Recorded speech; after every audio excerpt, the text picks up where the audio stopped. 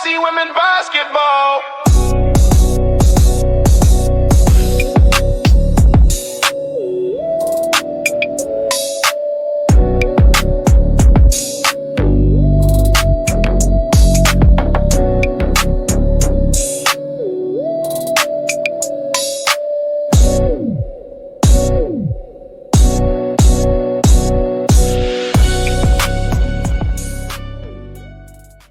Welcome to the latest episode of Trojans Wired, the podcast, which is an in-house production of the website Trojans Wire. We are part of the College Wire Network. We're back at you with USC women's basketball analyst Cece Clay, part of the USC Women's Basketball Media Lab, and we get a Big Ten victory podcast tonight, recording on Monday evening after USC spends a very productive Monday afternoon. Just a weird schedule, time slot.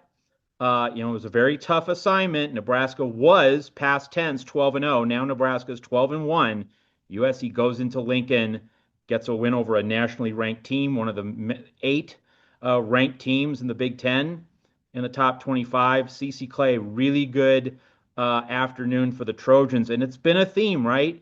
Slow start, but the team fights through it. You see Jazzy Davidson begin to figure things out. And other pieces come together in the second half. But the main story, and we wrote about this at Trojans Wire, Kennedy Smith delivers by far her best offensive performance of the season. Man, Kennedy Smith put the team on her back, and what a great way to start Big Ten, right? I mean, Kennedy Smith, 17 points, 6 assists. 6 assists. You know what I mean? 17.6 assists, 9 rebounds, 1 steal, 2 blocks. You can't say enough about her performance. Just two-way player, MVP of this game, in my opinion. Played really, really well, and hopefully we can see more of that Kennedy Smith, throughout the Big Ten. But part of it was because she attacked,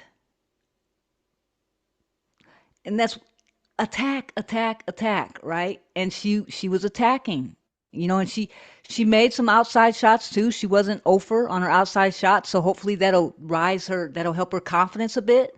But you can't say enough about Kennedy Smith. Kennedy Smith, man, I've been talking about her all season, and I will continue to talk about Kennedy Smith because she's my all-star. She's the glue that's holding this team together. A lot of stuff goes unnoticed about what Kennedy is doing for this team. But, she's going to keep shining, and this is all leading up to what's going to happen next year. Don't mean to talk about next year, but, man, she's going to be so well prepared for next year going through this season. But Kennedy Smith, MVP of this game for sure. No question about it. And, obviously people like seeing, 17 points next to her name in the box score. But the bigger thing, CC, 8 of 12. Efficient offense. We've been saying it. We've been talking about the need for it. And as you said, it goes to her attacking. So here's my question, CC. We've talked about how there's an acute need for this team to hit 3-point shots so that the driving lanes open up, the paint opens up. USC was a modest 6 of 20. It's not as though there was a lot of 3-point shot making going on.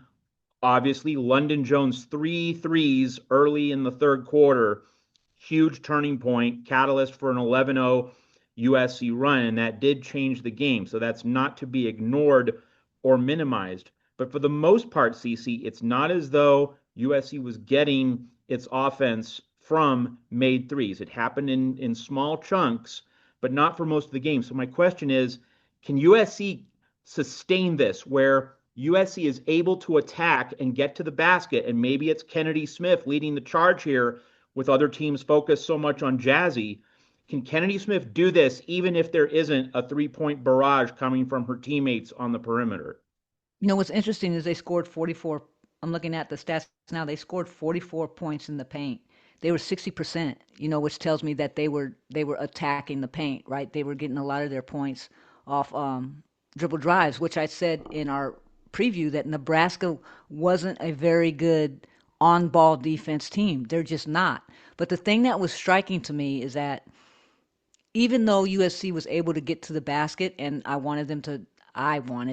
not the coach, but as an analyst, I'm saying I wanted them to open up and so they can have more space so they can get the guards downhill more. Um, I noticed that Nebraska wasn't guarding our bigs.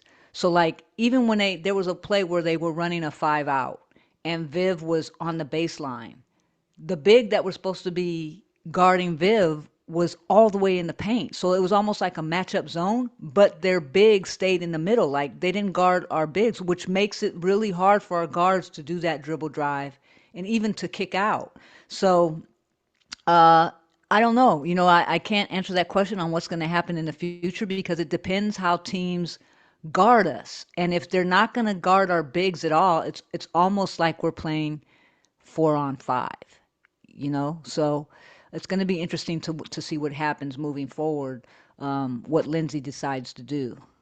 Any thoughts on what the adjustment might be? I mean, we talked about in the Nebraska preview show over the weekend, CC, just about having an attack first mentality. Like you have to want to score, you have to want to make yourself a threat. So mentality is obviously a big part of this. But is there any X and O component? Like you talked about pick and rolls after watching this Nebraska game. Anything new on just in terms of the chess match? Um, Open up for you in terms of another way to kind of get this front court going at the offensive end of the floor? I would do double screens down low. I mean, if they're not going to guard our big, then the big needs to help by setting double picks, on the weak side and get the guards open so they can at least shoot that three and then force them to have to come out and play. I mean, that's what I would do. But the main thing is our bigs, man. It's like they have to change their mentality. They have to change their thought process and they have to be able to see the floor. They have to see, if I'm a big, right, and I'm on the baseline and I see that the big that's guarding me is sitting in the middle, I'm gonna go set a pick on that big, so my guard can at least get open and drive to the bucket and then roll off that pick and have a basket right under the bucket. But there's no thought process there, which is mind-boggling to me.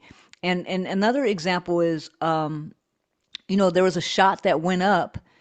Diana Mendez got the rebound. She was under the basket, got the rebound, turned herself away from the basket, threw it out to it was either London or Kennedy, right? And ran to the 3-point line to get open. She's a big, you know what I mean? And I know like she likes to play guard, she likes to shoot the three, but you're under the basket when you get the rebound. Why not just go right back up? Or better yet, if you're going to throw it, if you're going to turn your back to the basket, all right, and you throw the ball out to a guard like Kennedy, why not seal your defender right there under the basket? Why are you running away from the basket? Then she gets the ball back, shoots the three, and misses it. And then there was nobody there to rebound. I'm just like, our bigs, they don't want to attack the basket. I don't understand. I mean, I'm at a loss for words here. I don't understand. And this is not a negative. I'm not being negative. I'm not trying to criticize them or anything like that. I just don't understand the mentality of not wanting to attack. Why not be proactive? Why be reactive? Why not initiate? Why? You know? So let me just step in there. I mean, they see that, they have Jazzy, they have Kennedy, London Jones at times can be really proactive and assertive. Maybe it's just like they're too locked into deferring to the best ball handlers, the best shot creators on this team. But yeah, I mean, at to some extent, it has to be everyone joining the parade for this offense to fully function. So that Uh, seems to be a central challenge for this coaching staff right now. you have to act like you want to score. I mean, if you go back and rewatch the game, if you guys have Big Ten Plus and you go back and rewatch the game, watch how many times the post or the front court, other than Gerda, I would say, and a little bit of Laura Williams, get the ball at the free throw line and don't even look at their defender or look at the basket. I mean, they just don't. So if I was if I was a coach on the opposing team, let's play 5-on-4. I'm gonna do Yeah. drop coverage all day long because, I mean, they'll get the ball and their defender could be playing drop coverage. Matt, they could be playing drop coverage and they could have that free throw shot open, open right there to take it, or they could pump fake and drive to the basket and get fouled. They don't even look. They get the ball and they immediately turn and they're looking for somebody, like it's like the ball's hot. Like the ball is a piece of lava, you A know? hot potato. Yep. Hot potato, you know? And so yeah, I don't know what more the coaching staff can do because I'm sure that they've tried everything Yeah, to get right. You them, know they're talking every yeah, week, every they're film not session. every film session they're pointing stuff out. But if the player doesn't want to change their mentality of how they, need to help this team more, then it's going to be an ongoing challenge throughout the season. Not that we can't be successful, but I just would love to see one time where certain bigs initiate a proactive approach to wanting to score. So just picking up on that, and you look at the box score from the Nebraska game, Gerda got the vast majority of front court minutes. So I mean that just right there tells me, and maybe it tells you something different, but it tells me that like she's the main front court player that Lindsey Gottlieb is comfortable putting on the floor for extended minutes. And the inference there is that she's not comfortable with anyone else getting 20, 25 minutes anywhere in that ballpark. Gerda finishes with 26 minutes. So I think the follow up here is how much do you rely on Gerda to try to be the person who makes these advancements versus trying to work with the whole room, the whole committee, as you've been mentioning this season? How much do you devote your time to Gerda development versus committee development in the whole front court room? Well, if you pay attention, like if you watch the games and you break down games like I do, I'm paying attention to what the post players are doing, and it just Mhm. seems like Gerda understands the offensive and defensive concepts a lot more than the other posts do. And that's not a bad thing. I'm just saying because she has played international ball, she Yeah. has more experience than these other players, more experience than one might think. And that's starting to show now. And she's not afraid to bang. And that's the one thing I like about Gerda. She might not be a great scorer, although around the basket, I think she's better than most. Um, but she's not afraid to bang, and she'll go in there and be physical with you and not care. And she's about 6'2", 6'3". One thing you hammered in our Nebraska preview show, rebounding. Got to be Yep. able to rebound against a smaller, less imposing team. USC 38, Nebraska 25. Check mark. Job done. And the front court with Gerda definitely answered the call in this facet of the game, and it really mattered a lot. Yeah, that's one of the things I said in the preview that they had to do. They had to out rebound this team. Very proud of them for being able to be aggressive and rebound like that. They checked off my box. So they checked off all three of my boxes. I said they had to out rebound this team. I said they had to keep them off the 3-point line, which I'm sure we'll get to. And I said London Jones was going to be a factor, which she started and ended up being a factor in the second half. So, yeah. So let's segue into those other items. So Nebraska just 5 of 17 from three. So like they got the Beth Burns and scouting report, like the defensive game plan executed extremely well. And notably within that 5 of 17, Nebraska made one 3-pointer in the fourth quarter playing catch up. Like everyone knew if USC can prevent threes down the stretch, Nebraska, which did get within 4 points at 69-65, got a little bit nervous for a time, but Nebraska was going to need threes, and in crunch time, USC defended the 3-point arc really well. Speak to that, CC. Yeah, I'm looking at my stats right here. They had 17 three-point attempts. Did you hear me? 17 Yep. three-point attempts, and they were 29% from three. So we Yep. were able to push them out, and they had to start their offense up higher, which affected them. And I think the way we overplayed in our on-ball defense really, really affected them throughout the whole game. And like I said too before, they never played a defense like USC. All the teams that they played against have been mid-major, not mid-majors, but less than. They Yeah. haven't played any ranked teams. So, playing against USC defense when you haven't played a team that's good at defense before is kind of like shock value. And they really did a good job. And kudos again to Jazzy and Kennedy for guarding Prince, their main engine that makes them go. They really frustrated her. You could tell. And then she had to start flopping. So, you know, she had a couple offensive fouls called her way that I thought were flops. Yeah, and I mean USC, we can just talk about that very briefly. USC got another bad whistle, overcame it again, away from home again. Like that's the toughness that we've come to expect from USC. You get a bad whistle, you play through it, you turn the page mentally as athletes have to do in the heat of battle. USC overcomes another bad whistle, and so Nebraska makes 19 free throws, scores 66 points. So you take away the free throws, Nebraska scored only 47 points. That's roughly half Yeah. of the scoring average of this team going into the game. Nebraska was averaging just about 90 going into the game. So when Nebraska didn't get freebies at the foul line, USC put the clamps down.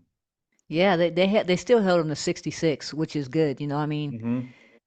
USC defensively in the Big Ten it's only going to get better too because they're going to have to be better. So they're going to be fun to watch. But they're really aggressive, sometimes overly aggressive. And just like you said in our preview, do you think this is a game where they pull out the trap, the half court trap? And they did. You know what I mean? They did do some half court trapping, and that really frustrated Nebraska too. And they came at them with the press, and that frustrated Nebraska. So, kudos to the scout.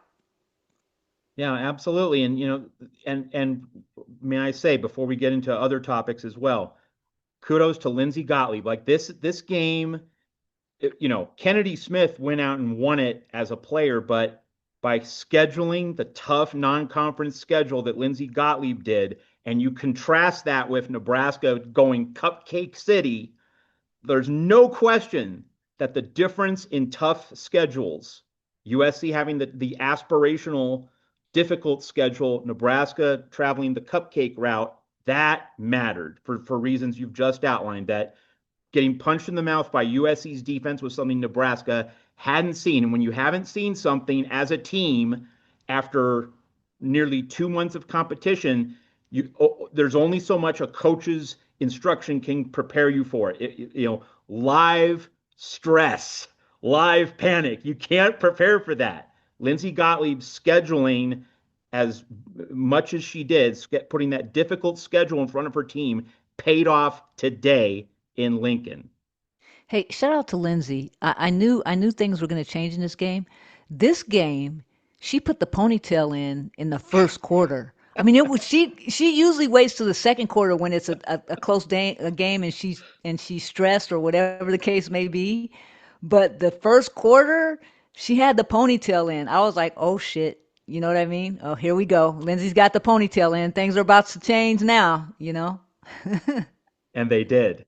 So one Yes. of the change agents was London Jones, who had a difficult first half. I mean, it was a struggle bus early, but like Jazzy Davidson, like Kennedy Smith, we see these adjustments in the second half as the game goes along. 13 points in the third quarter, really giving USC that big lift, and it's exactly what USC needs from her on a regular basis. She's been through the wars in the Big Ten. It's not, she didn't just transfer from any program, she transferred from a really good Big Ten program. So she knows these opponents. She knows what it's like to go into Big Ten road environments. This is what USC is going to need from London Jones on a regular basis. Yeah, I think the difference is in the first half, they really crowded London Jones, and London Jones was trying to find her way. They did not want London Jones to get off any 3-point shots in the first half. She didn't. In the second half, they left her open a couple times, and she knocked it down, when she had to. So, yeah, shout out to London Jones. I think that she stepped up this game when she needed to. Um, and I think, yeah, we're going to need more of that in the Big Ten. It's going to, like I said, it's going to be interesting to see how these teams defend us. Because Cara Dunn played well too. If Cara Dunn gets hot, teams are going to be in trouble because they're going to have a hard time trying to figure out who to guard other than our front court piece, which is the one question mark, the one thing up in the air. How do we get around that to make it easier for our guard play? But Kara Dunn, man, she's tough around the basket, getting rebounds, attacking, making three-pointers. She's got an all-around good game too. And she doesn't if you watch her, it seems like all of our players never get too emotional. They all have that stoic look about them and just know that they got to handle business. They never get too up, never get too down. Even when we're losing, they don't panic. They just keep playing, and they know they got to step it up defensively when they get down. So shout out to Kara Dunn as well because she's a dog, man. And her. I just want to acknowledge her because what she does goes under the radar for this team, and she's a good ball player. Made some huge plays. That mid-range jumper late in the game to stop that Nebraska rally. That was one of the biggest plays of the game. And where would USC have been in the first quarter? That was a 20-12 Nebraska quarter, but Kara Dunn with those 7 early points, she was Yeah. keeping USC afloat at the beginning. Where would the Trojans have been if she doesn't answer the bell right from the jump in this game? All right, so we do want to talk about Jazzy Davidson. It's just so fascinating, CC. Not necessarily surprising, but just the regularity with which we've seen this basic scenario. Bumpy ride early in the game, but then she settles in, she figures things out. Like this is a repeated theme and scenario we've seen in games this season. Anything unique you saw about this particular game compared to other games in which we've seen this kind of in-game progression from Jazzy? I think it's the same as like when Juju came in last year. In the first quarter, she's trying to figure it out. Maybe a little nervous. Because this is her freshman year. This is first Big Ten game, and she knows that a lot is on her right now as a freshman. So I think just like Juju, just getting in there trying to figure things out and figure out what the defense is doing, and this is a learning year for her, and it's going to help her as well. Throughout this year, be a better player next year. But she came out and balled out 17 points and I think she played so hard she played herself in the cramps. I mean, her legs started cramping and that was tough for her. Jazzy is something else, man. She's just so fluid. I mean, the way I just can't get over the way she defends people. She is I mean, Jazzy Davidson, by the time she's a senior in college, is going to be a phenomenal I mean, she's already a phenomenal defensive player, and she's just a freshman. But the way she blocks, the way she times everything, I talked about this in my film breakdown, how she defends with her arms straight up, not like this, not like this. She keeps them straight up, which makes her length a lot longer. And people don't underestimate her on defense, especially blocking the ball. She's probably the best blocker we have. She could probably play volleyball too, I would imagine, because she's such a good blocker. But again, just a beautiful showing by Jazzy. Just like I said, never too up, never too down. Just plays right through everything, and it's just trying to figure out, what defense is being thrown at her and how she can help her teammates. And it just strikes me on a larger level that Jazzy and Kennedy, they are both doing so many things in so many areas of this game. And I think, like I've come to expect that. Like you're always going to get hustle plays, you're always going to get rebounds, and Jazzy and Kennedy, they do the team first things Yeah. at all times.